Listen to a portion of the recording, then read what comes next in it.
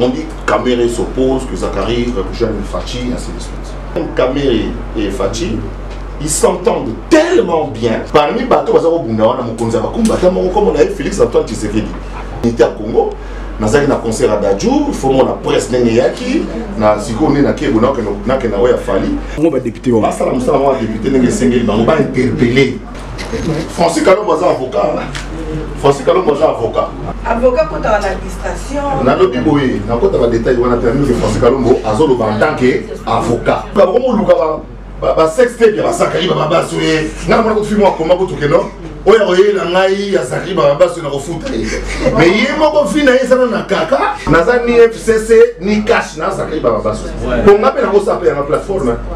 Ya danger sur les petits wana. Donc sur la route téléma c'est normal. Beaucoup de télé, mais comme il normal. Donc, avec ce sont la télé, il y a des calmes, non, c'est normal. Niveau beaucoup ça a raison au boy. Tu échoué, bateau tout ça honnête, c'est ça qu'on a Kabila pour toi Liban.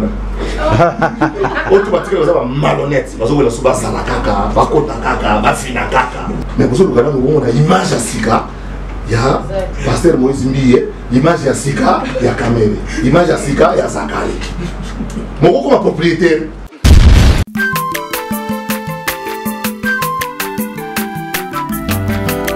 Mwana moto te po akosangai abongwa ni pete po awangata Nzambe ya le Nazarien, le Nazarien, le Nazarien, le Nazarien. Bana kitoko koma mokondima atako bapakola ke mafuta na musakolima lelo ya yobolingo bateli le Nazarien. Pamboli oyo mona na katembeni mama kandelobi koleke mapapu masope mafuta tokokesitana longo na Nzambe oyo babenga na makomi Jésus pour sauter moto pour ça liboso kangana. Or celui qui a bon ça obi pour na uta Kinshasa côté au 4 nanga mukuna po ezaka moko donc je pour njile aux avantages au sambo.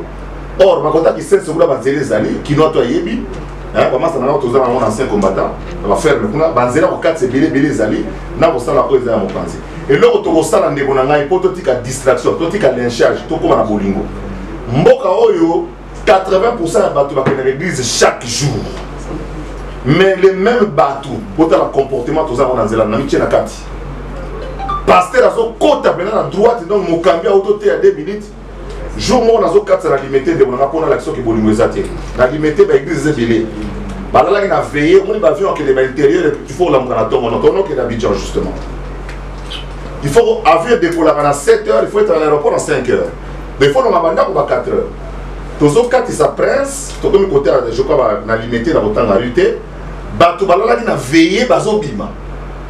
Si vous voulez le chauffeur nettoyer, quand même se la piéton mais il faut monter auto là na veillé, modèle au fin la chauffeur. Pour chauffeur auto posé là. Na kitsa vite bien de bonanga au outil ko annuler nyonso zo linga mutu alelo. Na moi simple kaka likambo ke zo 4 balabala. Bolingo tike la ba chauffeur ba lekate. Ba chauffeur pe ba li batike la bo bazo ya boité. Yo outil ko sable la soi-disant, mais l'état que zo bima au fingi conducteur à mutu ka do outil ko annuler lipamboli na yo. Mais to mona pe pour ça na baza musu ba oyi ba kilo. Allah tira de bloquer belé pour azana 23 donc 46 kilos donc Allah ti bloquer belé. Aïe, bah, t'es nzamba linga makama bongote. Na lingi neto banana ko tosa nanu. Bisonyo surtout tomicha na kati. Ngana ko senga ngana tant que baba sur Zakari en tant que ngamo personnellement. To me kana ko tchana bolingo liboso. Ko linga na Zakari te. Mais ndima quand même que Zakari azana mwa bokasi moko bosoka lobi peuple ayo kaka. Ko linga na yo elongi na été, ko linga no démarche na été. Mais yeba que Zakari so basale logo simbaka. Donc to bana ko ndima ka batu. Ko to bana to anile bolingo na mboko yo. Toi annulé bolingo, tous on s'abondima. Toi annulé bolingo, tous on s'abondima. Il y a mis ça tout le monde répond Evelyne Azali par une petite sœur yo. Tant on a outil na poto na ye na zé ko encadrer bango tout ba Charlène Bouikana, Charlène Moussakoufa, Nana Boduga, bazamwa clique ba na base vidéo ba na musala professionnel média. Bon, na Kamou ne pense que ça fait quand même longtemps que na zali sous la sangonete et ce matin j'étais réveillé par coordonnateur de Lingala Facile pour m'informer que je vais informer que son âme repose en paix tout ça par le passé.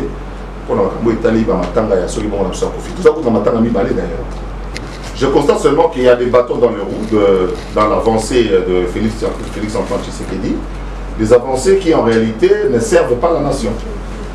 Avant, vous le savez, quand le président est allé visiter l'érosion de Bukamikoua, tous les ministres FCC étaient plutôt à Kingaret. Le président est allé voir, visiter je crois, les enfants qui étaient inondés, nos frères, qui étaient inondés du côté en tout cas des communes marécageuses.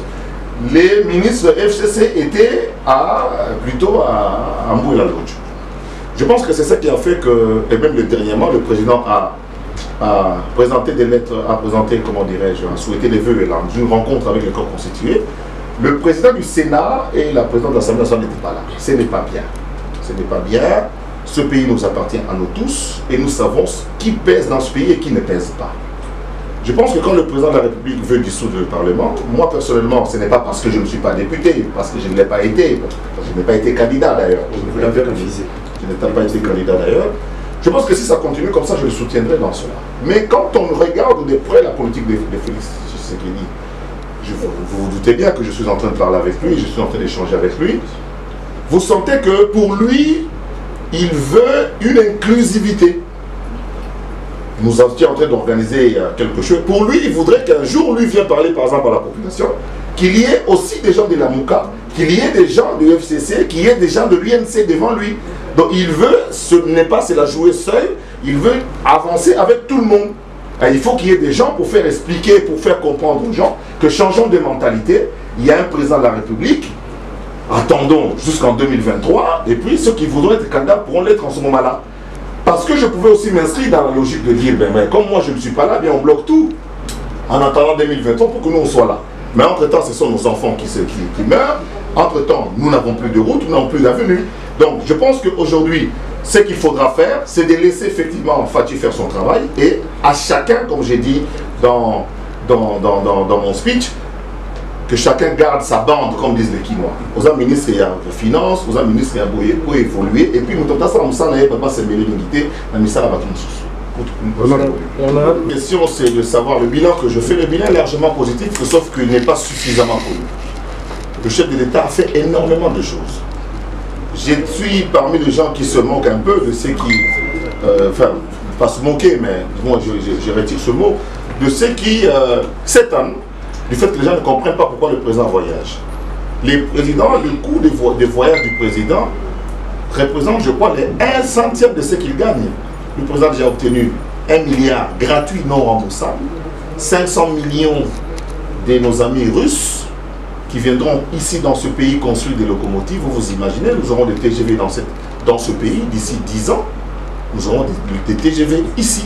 Nous aurons des rails plus écartés que ceux que nous avons aujourd'hui, qui permettent à des bateaux, à des trains de ne pas rouler aussi vite. Donc, moi, je pense que, et ce n'est pas parce que les gens me proposent à m'occuper de la communication du président, je pense que la communication du président est une catastrophe. On ne montre pas assez ce qu'il est en train de faire et ce qu'il est en train de dire, et puis de faire voir, visualiser ce qu'il est en train de faire. C'est une catastrophe, la communication du président. Le président, chaque fois qu'il voyage, il obtient quelque chose qu'il faut que le Congolais sache, parce qu'il voyage avec l'argent des Congolais. Les avions, les pilotes, ce sont des pilotes congolais qui l'accompagnent. Alors, il faudra que quand le président revient au pays, qu'on nous rende compte effectivement, et non pas des gens que j'ai vu se pavaner à Davos, quoi, où nous avons été il y a 20 ans déjà passé. Donc, que chacun prenne sa conscience, arrêtons la distraction, portons le message du président. Pour moi, le bilan du président est positif. Je ne dirais pas largement positif, je dirais que le bilan est positif, sauf qu'il n'est pas suffisamment accompagné. Deuxième chose, je disais ici que on dit que Kamere s'oppose, que Zakari rejoigne Fathi, ainsi de suite. Mais je parle ici et je cite son nom, M. Matata Ponyo, Premier ministre. Je suis dans un dossier de Transco, avec des preuves. Mais lorsque l'on porte un dossier en tant que député, lorsqu'on porte un dossier et il y a un soubassement des haines, un soubassement de nuisances, ça fausse tout. Ça fausse tout. Je ne suis pas venu parler des caméras ici, mais souvenez-vous, presque 10 ans, non, 11 ans jour pour jour, le 16 mars 2009, je me souviens de la date. C'est moi qui ai descendu caméra à la télé. Parce que, à l'époque, des gens qui ont peur de l'intelligence de Caméré, c'est un garçon intelligent, il faut le reconnaître, qui ont peur de l'intelligence de Caméré, ont fait en sorte que non, tout le gâteau déstabilisé, plutôt Panzaï la président. Ok? Résultat des courses, Kabila n'est plus au pouvoir. J'avais fait une vidéo il y a 4-5 mois pour dire que le tandem Caméré et Fachi, ils s'entendent tellement bien, et je le confirme devant la presse, ils s'entendent tellement bien qu'il faut les laisser continuer. S'il y a des dossiers de détournement, mais la justice est saisie. Que la justice fasse son travail. J'ai vu le procureur qui Kissoula initier des enquêtes, il va amener des conclusions, mais entre-temps, nous travaillons. C'est comme si on refusait de travailler, on refusait de faire l'effort en attendant qu'on sache quels sont les résultats, comment est-ce que Caméré est impliqué dans les... On va perdre du temps pour rien. On va perdre du temps pour rien. Donc je pense que autant je peux demander à Caméré de ne pas aller donner des dates comme s'il était technicien sur la fin des travaux. Ça c'est un travail technique. Vous savez, quand on construit pendant la saison des pluies, pour ceux qui ont fait l'expérience, c'est difficile.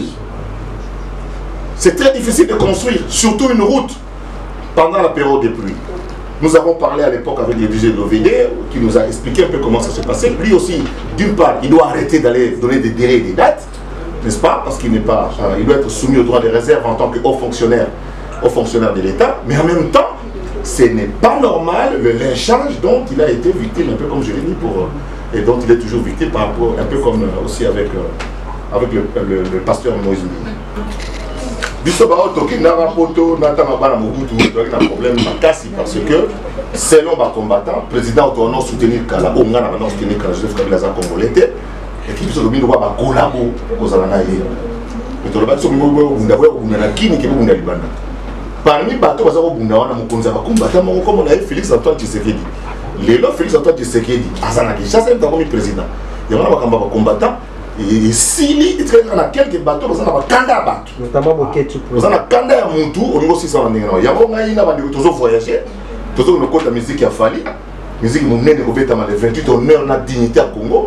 Nous avons un concert à Dadjou, il faut que la presse soit yaki, na siko na kebo na ya fali. Les honneurs et dignité que la culture congolaise, surtout dans le moment on s'est retrouvé dans 4 congolais sur les 4 5 d'ailleurs maintenant vous savez que je suis de la République démocratique du Congo et qu'il y a des tueries chez moi maintenant à Béni, mais malgré cela je voudrais vous amener dans le pays de la rumba.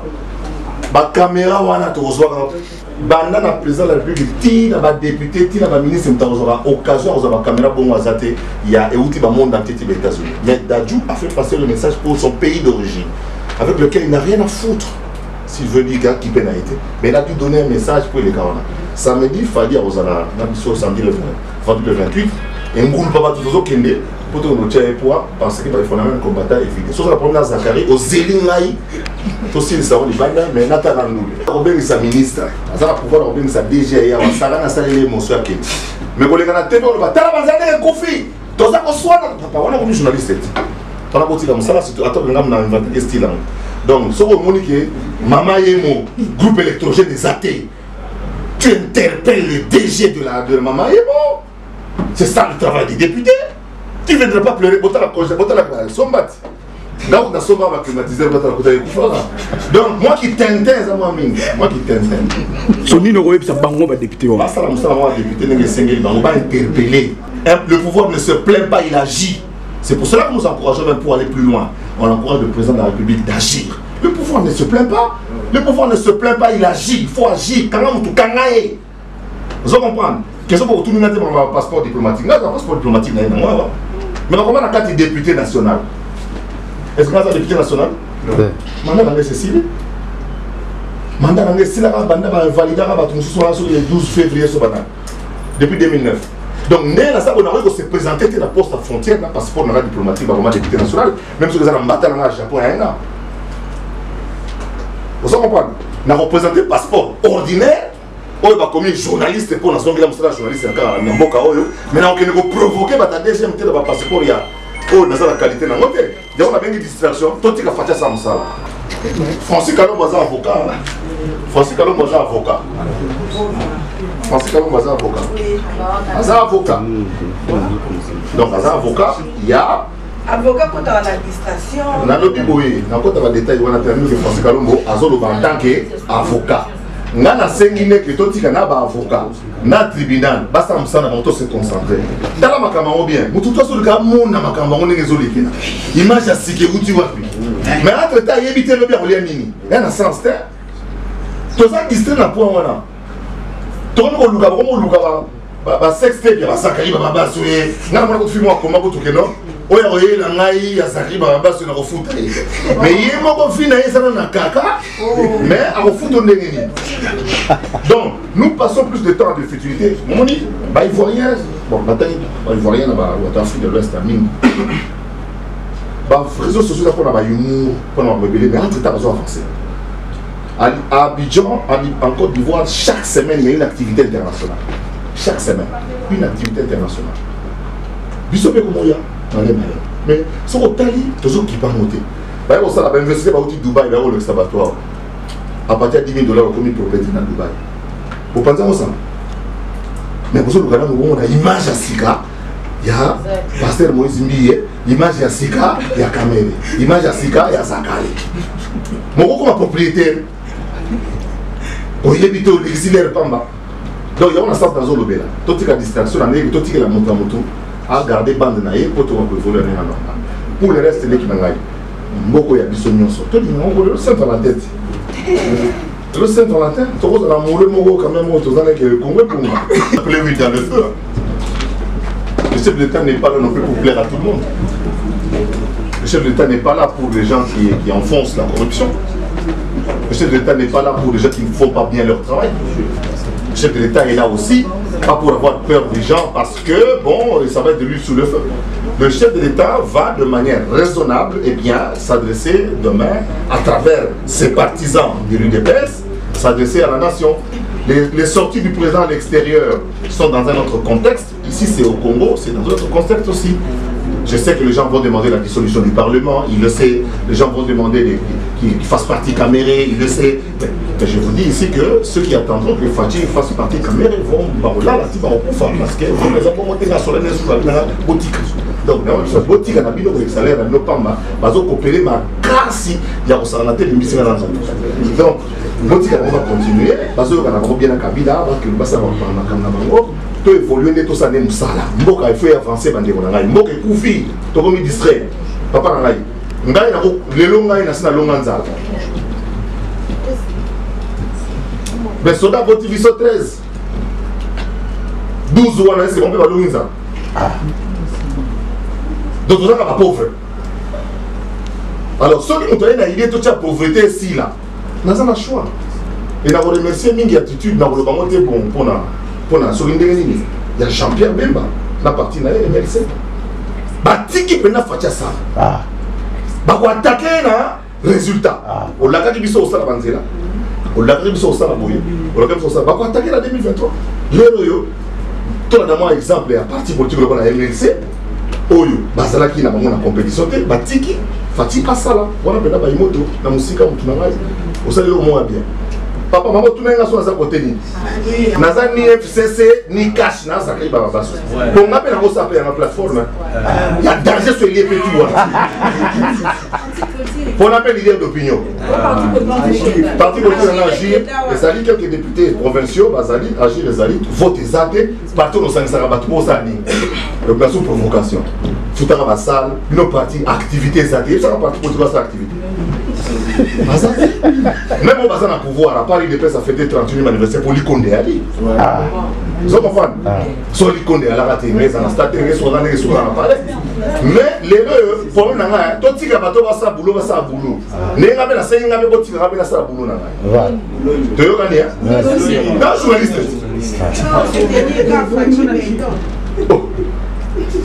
Différence si on a compagnie, parce que vous voyez, journaliste. La journaliste, c'est maintenant où la place est belle. Je dis, c'est un tome d'accord. Leader. On a leader. Ce qui est politique est comme ça en piano. Politique est comme ça en piano. Donc la politique, on va dans le cadre de la politique. Parce que piaquer on s'arrête sur rien de l'autre. Politique est bon à recevoir bonga oui, n'est à la côté on a bonga déjà. Un n'a soit car parlementaire, n'a soit car parlementaire, n'a soit mandat pour parlementaire. Oh bouyebi. Contre le banda tous les jours qu'on nous regarde à parlement. C'est comme tu as défendre le mot en déni. Alors la bon piaquer, à n'a goûté, à n'a quitté, à n'a messager. T'as pas de problème. Parce que mon responsable maman. Dans la occasion, nous avons grâce à l'Argentine. Nous avons télémarqué la chose. Donc, chose la haute téléma, c'est normal. Nous avons télémarqué comme normal. C'est cela. Ok? Donc, avec chose, nous avons télémarqué non, c'est normal. Niveau nous avons raison au boy. Ma casse n'est pas beauté. En même temps, pas de ma chère. En même temps, pas de ma chère. On a un évangile de libération. Parce que si vous, comment voulez-vous soigner, prêcher la bonne nouvelle de la Babi Karamoli Moumena, nous autres, on va quand il y a au moins une occasion, il y a la gratuité de l'enseignement. Comment tu vas faire les camarades encore? Biso ba oyo soki batata biso za kalionne na tangate. Na on mutu omi tuna on atanga na ndengni. Est-ce que ton offre ta monga minefa na kantoté na soyi ba souté? Les gens combien de Congolais savent lire et écrire? Pour aller plus subsidiairement. Combien de balles soda ba ebotanga na okoma? Vous savez combien? Donc, c'est pour vous dire que maman, au moins ça les a bien, ils apprennent en bokana. Téléméli bokana yé. On a adopté en bokana et avancé et que les choses. À propos, il y a Mac qui va tirer le suite et je vais matin. Nous avons un tribunal de maman naï. Nous avons pas d'engagement ni ceux qui dossier des années ni naïveté. Tout le monde a tellement de choses pour installer pour installer le hôtel. Parce que bien dans le groupe, on va installer le hôtel la prison. Parce que bien va installer le hôtel là. On habite. Comme il me ça cause la leader va botter maman na monde naï. Cause la leader va botter maman. Vous comprenez? Beaucoup de ballons, équipe de MFCC, il y a une renaissance et salamara. Bateau va comme Mikolo va dans l'équipe, il y a 56 ans dans l'équipe, Kinoa dans l'équipe basate. Dans la bien bateau va avoir la renaissance. Il y a des jours dans l'équipe. Mais il y a des jours dans la commune, tout ça, il y a vita, dans le monde, il y a un jeu. Nous avons un drapeau qui est reçoit, drapeau autonome. Donc, ceux qui sont dans l'équipe parce qu'ils sont aidés. Vous comprenez? Ils ont besoin de Zach Clémentaire. Ils sont besoin de Zach Clémentaire à 1000 francs. Si vous avez les autres Direct TV, ils sont besoin de Zach Clémentaire à 1000 francs. Il y a FCC qui souscrivent. À l'époque, majorité présidentielle, qui souscrivent. Nous avons contacté la vidéo. Nous avons Bilima. Mon nom est Dragon, nous avons une équipe qui a bouillé, qui a bouillé, pour aspirer à un jour à diriger Dragon. Vous comprenez? Donc, vos équipes, machine à cadre, distraction. Vous distrayez les gens parce que quelqu'un dit la vérité. Beaucoup de robots de l'équipe. Beaucoup de la totale. Beaucoup ne savez pas de la stade. Notre bilan, on est au sein d'ensemble. Le président au côté de combien? 1000%. Les gens ont peut-être en temps comme Minako. Oui. Minako a un bouton. Loi n'a proposé que sur Robert Naboye, qu'est-ce que tu as proposé? J'ai proposé la loi sur la cybercriminalité, la cybersécurité et la protection des données personnelles. Minako a vendu là. Nalobanga mo pesa biso mingi toko ta Rwanda. Et salamate. Nalobanga kabila tchamona Tshisekedi calme kota na mboka. Et salamate. Ndona j'ai agi et nalobaki no ezalaki. Par rapport à quand on a soutenir. Parce que le président Kabila a Kali Banzela dans ce chantier qui est la révolution modernité, Banzela les athées, hôpital les athées, le athées. On a apporté un message. Message est comité. C'est ça qu'il fallait nous dire. En tout cas, tu échoué. Tu échoué. Bateau tout ça honnête, c'est ça qu'on a Kabila pour toi Liban. Autre partie ça malhonnête. Parce que la souba salakaka, bakota kaka, bafina kaka, osalakaka. C'est qu'on peut retenir donc président Otikala et Kozong à sous ensemble. Président comment honorable des attaques. Bon, on a cette décision dans Siko Yangai, moi si Nangai, Bana Nangai, famille Nangai, Bamasta Nangai. Ça c'est une décision personnelle. Il y a des gens qui dans le Congo. Peut-être qu'il y a des gens même dans Singapour, sur la ligne lobby. Il y a des gens qui mais na moni que place nanga za na Congo sur le moment si nanga ina bana nanga kino na moni que place nanga za na Congo pour la lamusa rabatu poto za lebele to tele mambo ke to ngama mambo eza kitoko ya musakanate bagori nyoso ba mo kapsa na Rwanda ba mo ko damage za na Rwanda bagori ba ndako ko notamo na Rwanda la zo zonga po ba olala na Congo po jit na mo place a olala za na Congo mais ba tilo ba bitabe ya gaillard ba damage a bien a Kenya commence à 2-3 jours ti ba comment que libéra ba poto biso ba gorille na normal ça que to bunda ça que ba bundi sa biso pona nini nzala koto oui tourisme mais au compte sambo au na bamboka Seychelles Madagascar Île Maurice Cuba bah Cuba même quand ils étaient fermés ceux qui ont été avec moi à Varadero bah Fongo la partie où les Américains viennent s'amuser une des plus belles plages du monde pour ba côte ça Mboka, il faut se prendre en charge, to sécuriser Mboka, to avancer, to monter malamu, to tema, to avancer. Qu'on soit les roses dans la entre biso, ya muke mais to privilégié d'abord le terrain Mboka. Ndé on a ngai, soki ngabe na ngana za candidat député na ngana le capo na ebide bo baliki de balikaki. Na ebi lo ni basala li po balika. On se prend tel le ba député parlement ça na poité, parce que kotaka Fati. Je suis venu pour te côté mal ça parlement. Ba le hôtel mal ça quand tchati. Parce que des fois, c'est maïs quoi. C'est parce qu'il n'y a rien. Parce que mon député national me retrouve à Télégaré, comment vous appelez ça dans la vacance parlementaire. Pour les gens tout ça, oh député, je suis député. Aucun moyen d'en dire là. Donc, les bêtes à main au salon, faut que je me sois beaucoup équipé un jour. Sur le plan historique. Eh, moi, je suis le Kunga. Attends, vous allez banda. Merci à vous. On a le Sebino, le Sebino, le Awa, on a le Liga en français pour nous ça. La Bex Sebino, on a fait Makanesi. Makanesa, il y a une cours. Quand la ministre a lancé l'idéologie, on a mon ipuna. Pour nous comprendre, Gabonais, il faut avancer.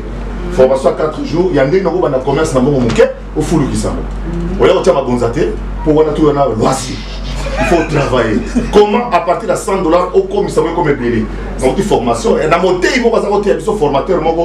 Tant que vous avez un comportement, il y a un monté pour nous avancer. Et puis c'est une institution de Bandon, on a surtout d'Israël. Dans Gabon, il y a des Bazali, des politiciens Bazali, dans Côte d'Ivoire, il y a des Bazali, des Tamistan Bazali. Mais il y a des comme une distraction. Donc, comme on se contente de la makamouza, on a dit que nous avons donc, nous avons monté à Liboso, il y a des bien. Pour Mboke de Liboso et que nous sommes dans Congolais à travers ma modeste personne, tout a fait poids parce que Fatia ça n'a pas boule ya kitoko, pas boule bien, pas boule mindeli. Merci à trop. Donc le faire dans quelque part le roi boyo talangai.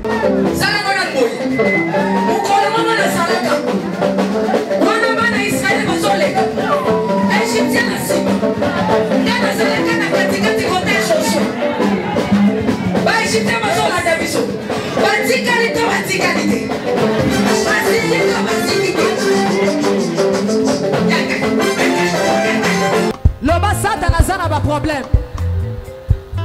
Oh, asimbi kisi. Asimbi kisi. Yali kambwa kisi te yobe ke no luka kisi na osala nini? Oh simba. Na olia ba kiti na ba mesa. Ah. Atanya ukondoko. Na mona yo. Na chayo na mwamba. Na minito na kata pena katikata saga fufu. Oui. Allô, est-ce que tu bonjour. Boni. Et l'autre côté, et puis qu'il y a mon bureau à travailler tes micros.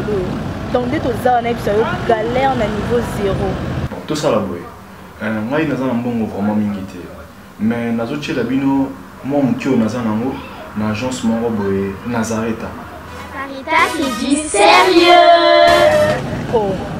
Maman, comment est bon dans YouTube, ça au foutu bon pour partir à Porto Bisoto et à Tojibilo. Na bengi ya Scotty. Agence moi font ami comme on Nazareth.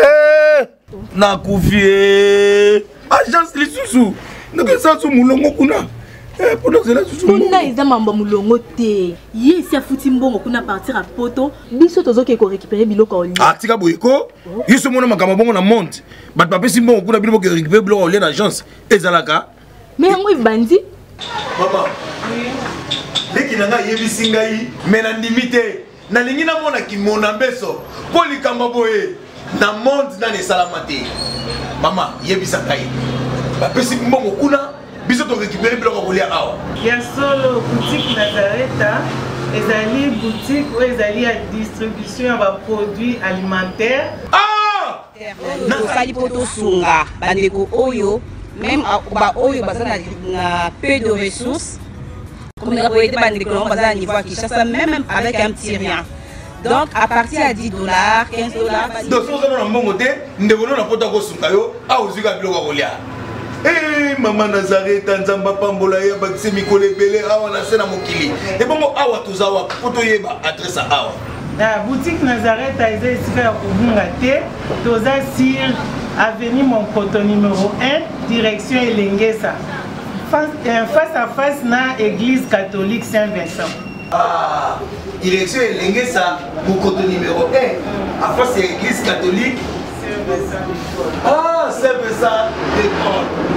Bon numéro de téléphone, vous avez monté déjà, vous avez on a 3 numéros pour Paris, vous avez un numéro pour la Suisse, vous avez un numéro pour la Suède. Ah! Non. Nazareta. Nous allons la Congo Sili. Julia, nous allons kangisa kia foufou. Eh, ya modé, yo bandika na foufou. Oui, pour la Nazareta, tu as un système en bimbi, dans Bongo Shingom. Bon, ok. Vous allez sérieux. Du sérieux. Shalom peuple de Dieu, que la paix de notre Seigneur Jésus nous comble, parce que tous nous avons besoin de la bénédiction de l'Éternel. C'est la sœur Tiffany Mokoa, la princesse de l'Éternel, la présidente du Parlement céleste, députée Kwanabanda Kunabino. En tout cas, la Bible nous dit, vous connaîtrez la vérité et la vérité vous affranchira. Nouvelle Ezakaka, tu peux communiquer, information, c'est que les Nazaréens ont moins souci, vraiment souci, mon côté technique.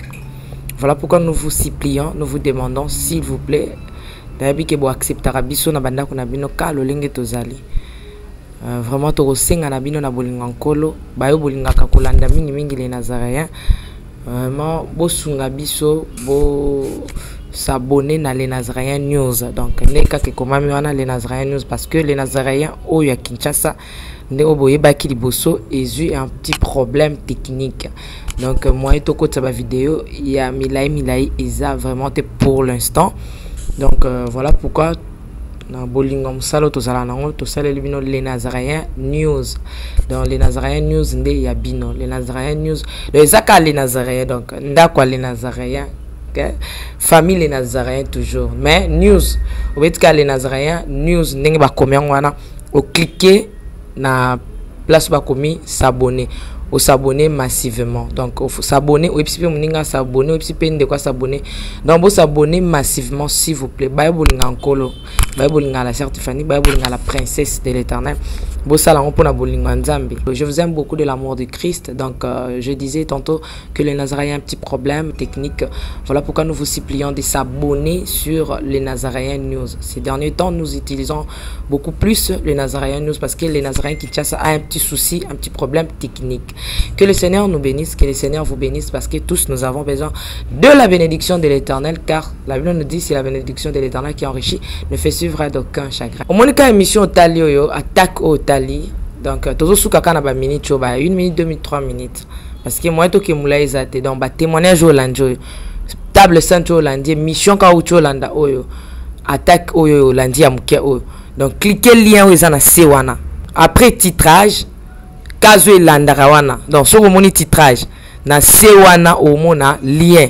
Alors cliquez le lien wana et vous mettez directement dans les Nazaréens News. Donc cliquez kaka donc au tali attaque au moment titrage ezawana ce qu'on a c'est à titrage wana au moment lien final lien wana et vous mettez dans les Nazaréens News. Quant à moi, je suis rempli, je suis comblé de joie pour Bokozala, beaucoup s'abonner et belé, ciao. Bien-aimés dans le Seigneur, le son des cloches vient de sonner pour éclairer le monde à l'intérêt des saluts des âmes. Hey, hey, hey. Les Nazaréens Production vous présente la princesse de l'Éternel Tiffany Mokoa dans l'album Trône en featuring avec le pasteur Henri Papa Moulaja et le frère Billy Bilombage avec des chansons comme Kembo, Alléluia, Hosanna, na Yahweh lele. Oezo matanga na motema ezebele yango na yebisi yo d'âge en âge et les 4 êtres vivants disaient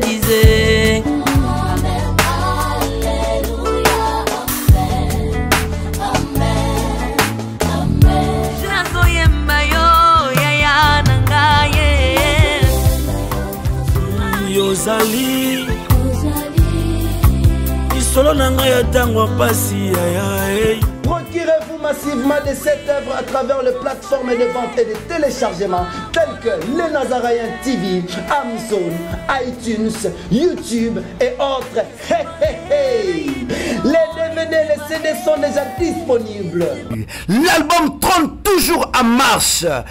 Déjà en France, appelez-nous au plus 33 65 93 16 781. Mamae, Bateau France, ce n'est pas encore fini. Comme je le disais, contactez-nous au plus 33 65 93 16 781. Une seule adresse. Au numéro 112 de l'avenue Songololo, croisement Prince Kassavubu, dans la commune de Kinshasa. Que El Shaddai vous bénisse.